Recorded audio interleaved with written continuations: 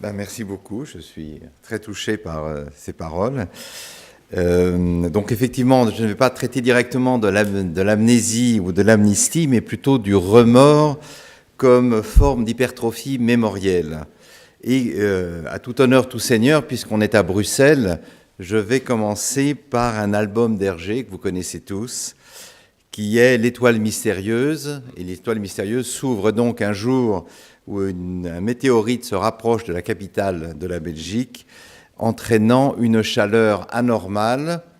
Tout le monde sort dans la rue, l'asphalte fond, les rats sortent des égouts, et Tintin et Milou eux-mêmes sont en pyjama sur un boulevard, et c'est alors qu'ils rencontrent le prophète Philippulus, coiffé d'un entonnoir sur la tête et d'une robe blanche, et qui tape sur un gong en criant « Repentez-vous, repentez-vous, la fin des temps est arrivée ».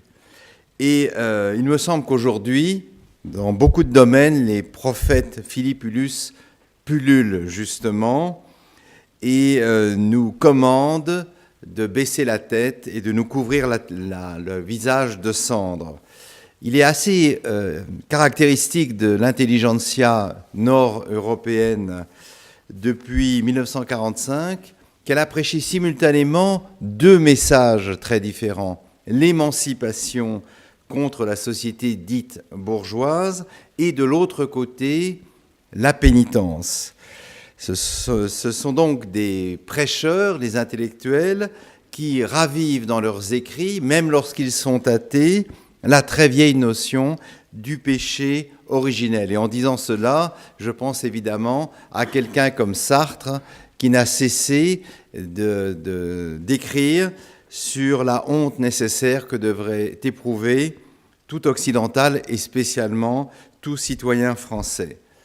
Cette honte, elle s'applique bien entendu d'abord à la civilisation occidentale, laquelle est rappelée en permanence il y a 45 ans, comme souvent aujourd'hui, notamment en France, à ces crimes fondamentaux, lesquels sont le colonialisme, l'impérialisme, l'esclavage, le fascisme et le communisme stalinien, sans oublier les deux grandes guerres mondiales. Et tout se passe comme si, pour les Européens, exister, ce devait être d'abord s'excuser d'exister. Comme si, au fond, l'Europe n'avait droit à l'être dans la communauté des nations qu'à condition de faire amende honorable et de s'effacer. Condition qui n'est évidemment pas celle du tout des États-Unis, lesquels, je le dirai un peu plus tard, ont une toute autre manière de s'accommoder de leurs crimes. Alors, que faire face à ces accusations ? Reconnaître qu'effectivement, l'Europe a engendré des monstres tout au long de son histoire, des monstres à l'intérieur de ses États et des monstres qu'elle a également exportés à l'extérieur sur l'ensemble de la planète. Mais l'Europe a su aussi, et c'est peut-être en cela qu'elle reste un projet valable, su penser ces monstres, elle a su les tuer, elle a su ériger toutes les barrières juridiques et institutionnelles pour les contenir, et on pourrait dire que l'Europe est l'un des rares continents sur ce globe à s'être mis à distance de sa propre barbarie, notamment en forgeant en 1944 le concept de génocide. L'Europe est donc la pensée critique en acte, mais cette pensée critique risque toujours de se retourner contre elle-même et de sombrer dans l'autodénonciation ravageuse. L'esprit critique finit par ne rien laisser debout et par sombrer dans une forme de scepticisme absolu ou même de nihilisme qui permet de considérer le vieux monde comme un ensemble dont la survie n'aurait plus aucune importance. Et la grande différence, notamment, entre l'Europe et les États-Unis, c'est que l'Europe ne s'est jamais pensée comme étant l'empire du bien. Je vous rappelle la phrase de George Bush après le 11 septembre 2001, « Je ne comprends pas Pourquoi tant de monde hait les Américains? Car je sais que nous sommes fondamentalement bons. C'est la citation exacte de George W. Bush. Or, jamais un Européen ne dirait que nous sommes fondamentalement bons. Nous sommes fondamentalement faillibles, mais c'est la sagesse européenne, nous sommes aussi perfectibles. Et l'Europe n'a jamais été l'affrontement du bien contre le mal, elle est plutôt aujourd'hui, pour reprendre une formule de Raymond Aron, le choix du préférable contre le détestable étant évidemment, à l'époque où parlait Raymond Aron, les régimes totalitaires et surtout le régime soviétique. Et alors, quel est le rôle du repentir? Car au fond, ce qui est étonnant dans la manière dont raisonnent un certain nombre de gens à l'extrême gauche, voire à l'extrême droite, c'est la façon dont nous semblons nous délecter d'être aussi mauvais. Et on peut se demander si finalement les Européens, en s'auto-flagellant en permanence, ne veulent pas encore garder une certaine éminence dans la marche du monde. En d'autres termes, nous serions le seul et unique siège de la barbarie universelle. Je pense à un texte d'Edgar Morin qui a été écrit récemment où il explique que ce qu'il faut redouter par-dessus tout aujourd'hui, à l'heure du terrorisme, c'est d'abord la barbarie européenne. Et je me demande si dans cette revendication de diablerie maximale, il n'y a pas une certaine forme de mégalomanie, il n'y a pas une certaine forme de vanité, et si au fond nous ne tirons pas gloire d'être au-dessus des autres nations pour le culte du mal. Et au fond, nous ne sommes plus les maîtres du monde, mais il reste encore un empire de l'abomination, et cet empire, c'est nous. Et à cet égard, je crois qu'il faut distinguer deux choses, et ça a été dit par l'orateur précédent, ça a été esquissé par ce qui a été prononcé tout à l'heure. Je pense qu'il faut distinguer deux choses, et cela rejoint le thème de la mémoire et de l'oubli. Il faut distinguer le repentir du remords. C'est une distinction classique dans la philosophie, mais c'est une distinction qui avait déjà été faite par un certain nombre de pères de l'Église dans le catholicisme et dans le protestantisme. Le repentir, qu'est-ce que c'est? Sinon la reconnaissance de la faute commise et une certaine manière de vouloir s'en débarrasser. En d'autres termes, reconnaître qu'on a commis un crime, reconnaître qu'on a sombré dans l'erreur, c'est aussi afficher sa volonté de vouloir entrer dans la grâce de la convalescence. Et donc, reconnaître l'infamie, c'est aussi planifier un avenir où cette errance, ces errements ne me seront plus reprochés en permanence. Et c'est pour cela, me semble-t-il, qu'on peut accorder une certaine importance aux demandes de pardon officielles qui sont faites par des chefs d'État au nom des crimes passés. Je pense évidemment à Willy Brandt s'agenouillant dans le ghetto de Varsovie, je crois en 1973, pour demander pardon à la communauté juive, pardon pour la Shoah. Je pense à M. De Klerk demandant solennellement pardon à Mandela et à l'Afrique du Sud pour les crimes de l'apartheid. Et il n'est pas mauvais que de temps en temps, un chef d'État reconnaisse officiellement que l'histoire de son pays a connu un certain nombre de pages obscures et que ces pages ne seront pas effacées, mais au moins qu'elles seront allégées par l'admission de leur existence. Et au fond, rien ne serait pire pour un État démocratique ou pour un régime que de ne jamais admettre qu'on s'est trompé et qu'au fond, de le poser sur les crimes commis par son propre peuple un couvercle faussement apaisant. Et à cet égard, je dois dire que si on repense à la situation actuelle, et si on repense aux problèmes religieux qui se posent à nous, je voudrais quand même opposer deux attitudes, celle des catholiques à Vatican II et celle de l'islam contemporain.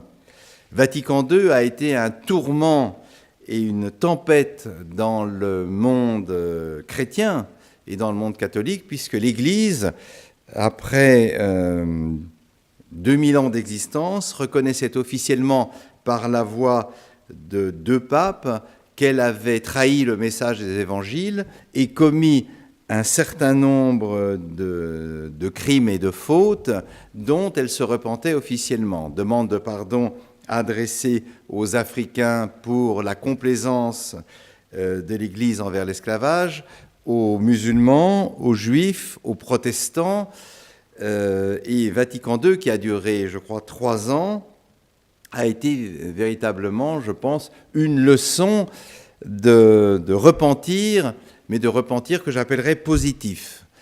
Et au fond, il n'est peut-être pas étonnant que ce soit les chrétiens qui l'aient fait, puisque c'est l'Église catholique qui a théorisé, probablement de la façon la plus systématique, la notion même de repentance. Et de l'autre côté, il est vrai que nous avons un autre monothéisme qui est lui aussi d'ampleur universelle et qui, pour l'instant, semble rétif, pour ne pas dire le moins, à toute espèce d'esprit critique ou d'esprit d'examen vis-à-vis de ses propres égarements, pour dire le moins.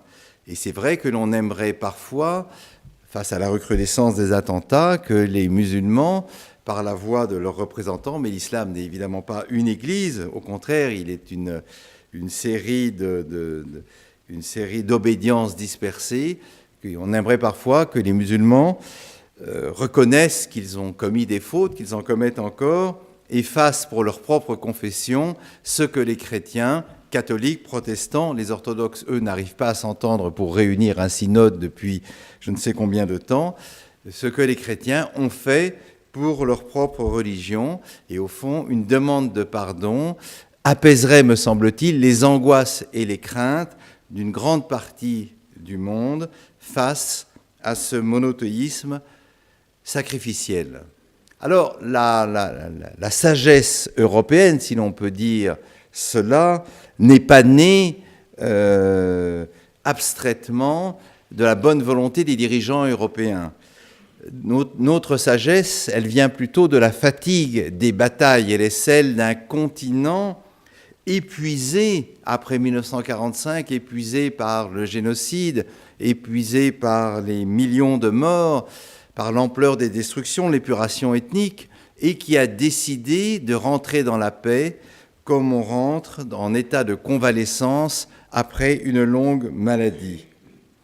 Et cela explique peut-être pourquoi l'Europe contemporaine n'a pas l'énergie et la confiance en elle-même qui est tellement frappante dans les jeunes nations. Je pense aux États-Unis d'Amérique, mais je pense aussi au Brésil, ou à de vieilles cultures qui sont redevenues des nations émergentes, la Chine, l'Inde, un certain nombre de pays africains, et bien sûr Israël. Et il me paraît qu'au fond, l'Europe n'est entrée dans la longue aventure du remords qu'avec l'objectif de sortir de l'histoire. Et au fond, nous avons par 2 fois tenté de sortir de l'histoire, une première fois en 1945 et une deuxième fois en 1989, quand la chute du mur nous a enseigné qu'au fond, enseigné à tort, que la démocratie n'avait plus d'ennemis et que nous avions atteint définitivement la fin de l'histoire. Et c'est à ce moment-là que l'Europe et les dirigeants européens ont accepté l'idée, ou en tout cas ont épousé l'idée, que le mal avait définitivement disparu sous sa double forme fasciste et communiste stalinienne, et que désormais, il n'y avait plus que des malentendus.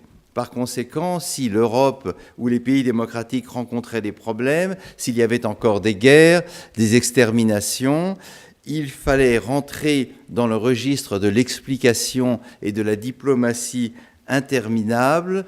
Et au fond, l'idée a prévalu, et il me semble que cette idée est en train de mourir lentement sous le coup des bombes qui nous atteignent en France, en Belgique et dans beaucoup d'autres pays. Et au fond, c'est cette idée selon laquelle, si on est gentil avec nos ennemis, ils seront gentils avec nous. Et c'est en ce sens peut-être que la culpabilité me paraît plus facile à porter que la responsabilité. Elle est plus facile parce qu'elle nous enferme en quelque sorte dans un état. Nous sommes par nature des pécheurs, nous sommes marqués au fer rouge par le signe de Caïn, et nous entrons par là même dans une sorte de désespoir paresseux. Il n'y a plus rien à faire, puisque de toute façon, le temps est arrivé à sa conclusion et que les grandes épopées du passé sont terminées.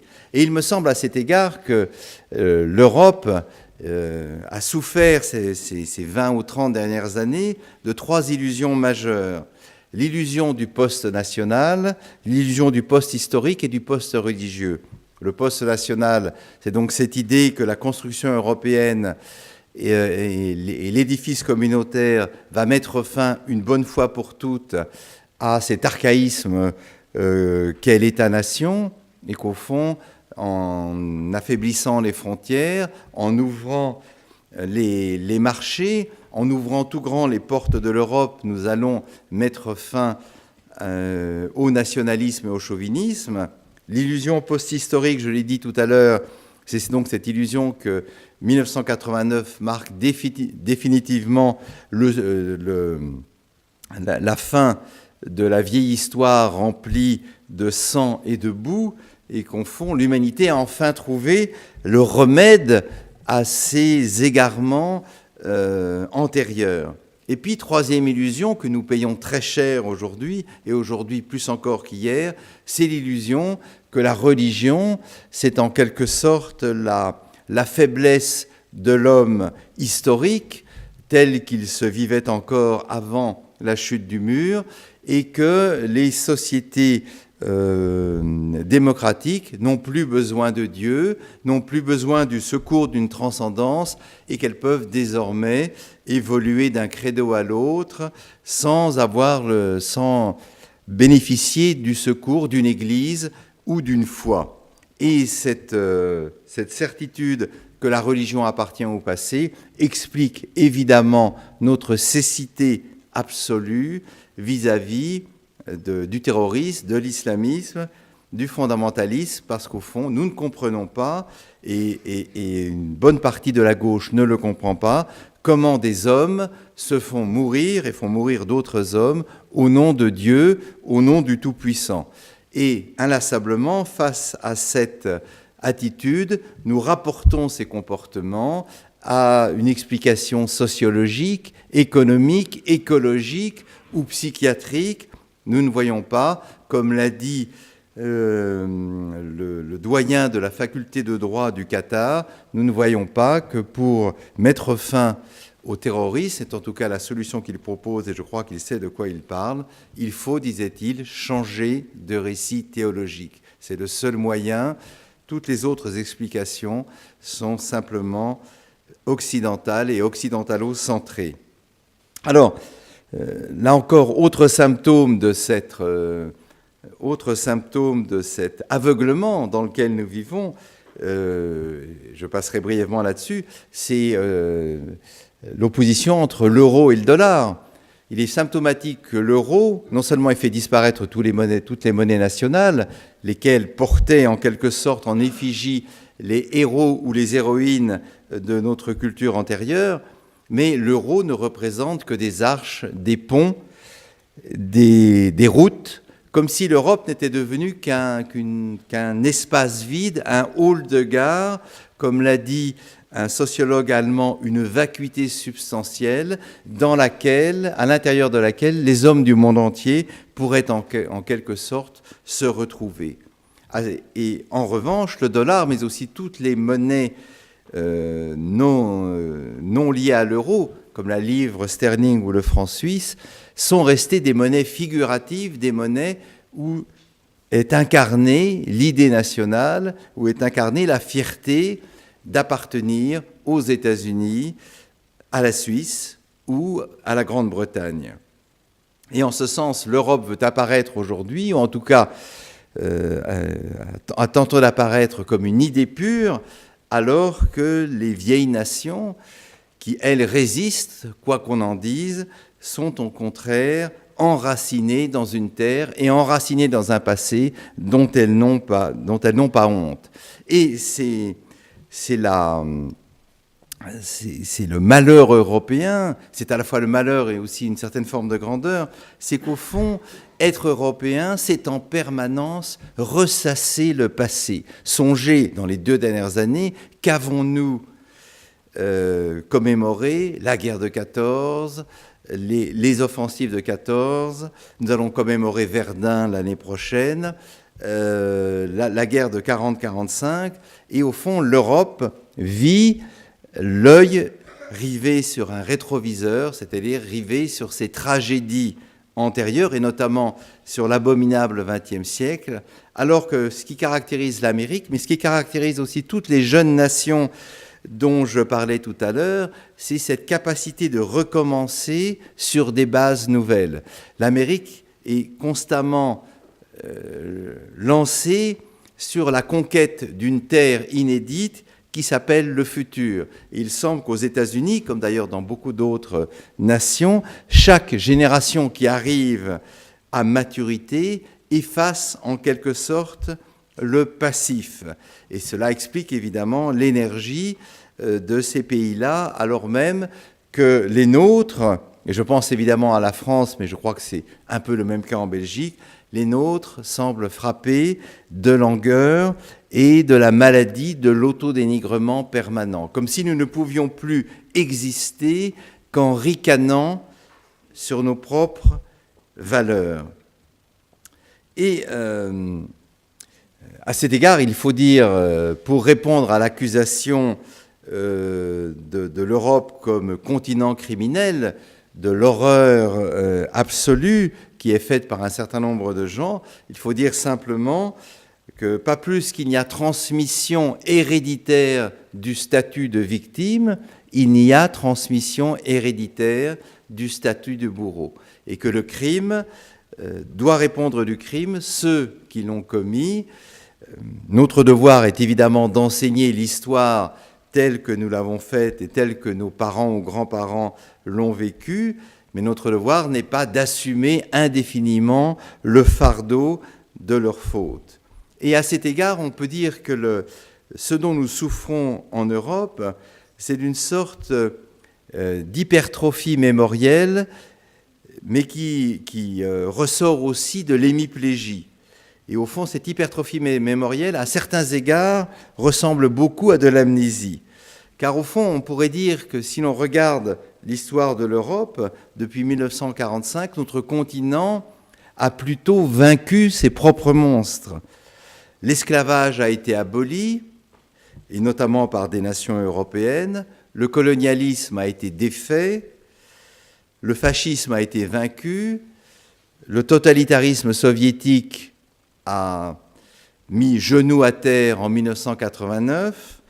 Et on peut dire que sur ce plan, l'Europe, c'est plutôt le double triomphe de la civilisation et du droit. Et si tant de réfugiés aujourd'hui veulent venir en Europe, même lorsqu'ils sont originaires de Syrie, d'Irak, d'Afghanistan ou du Pakistan, plutôt que d'aller en Arabie saoudite ou dans les États du Golfe, c'est probablement aussi, c'est bien entendu pour des raisons économiques, mais c'est aussi probablement pour des raisons de droit, pour des raisons de liberté, parce qu'ils savent qu'ils jouiront chez nous d'un peu plus de possibilités d'épanouissement qu'ils n'en auraient dans des pays où la religion s'impose comme un ordre rigoriste et souvent archaïque.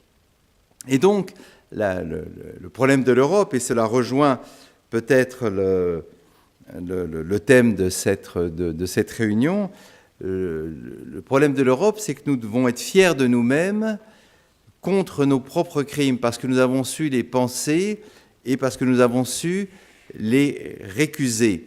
En d'autres termes, nous ne sommes pas simplement soumis au joug du devoir de mémoire, nous devons aussi réveiller le devoir de nos gloires, et ces gloires sont innombrables dans l'histoire de notre continent. Et tout se passe comme si la peur de recommencer les erreurs d'hier nous rendait trop indulgents ou aveugles à l'égard des infamies contemporaines.